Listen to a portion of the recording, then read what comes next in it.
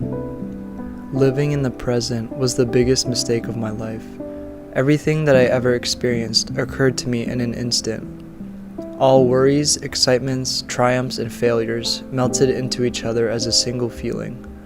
Reminiscing on the life before me, I wondered, how did the time just slip through my fingers? Follow your dreams, find a good job, get married, start a family.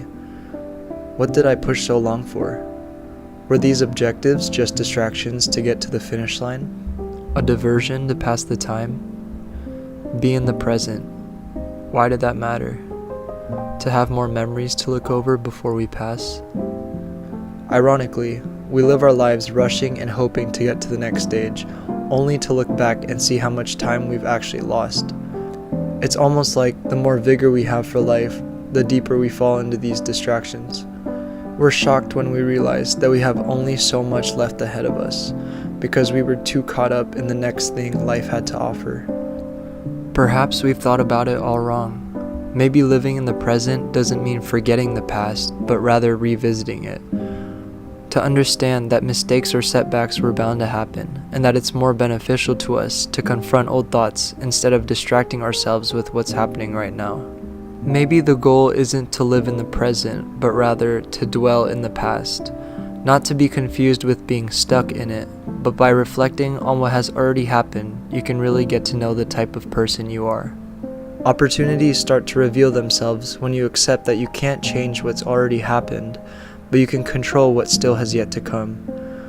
What if, by staying grounded in the past, we get to know ourselves better than when we so urgently move on to the next thing? You don't deal with wounds by ignoring the bleeding. You do it by acknowledging them and giving it attention. Healing trauma and pain requires you to constantly face old scars. Maybe that's why some of us try to lose time. By indulging in the objectives of life, we act as if we're not bleeding anymore. Drowning our lives with the excitement of the present makes us forget about what hurts, and ultimately makes us forget about what makes us our own person. The more we lose sight of things we need to learn from, heal from, and appreciate, the less authentic we become. The more we create this fake version of ourselves simply because we refuse to look at the memories that actually shaped us to be stronger, no matter how hard they are to confront.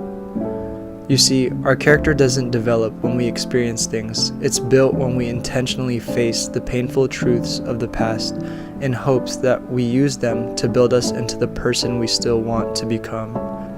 So let's remember, we don't live life to the fullest by drowning ourselves in the present. We live by revisiting the past.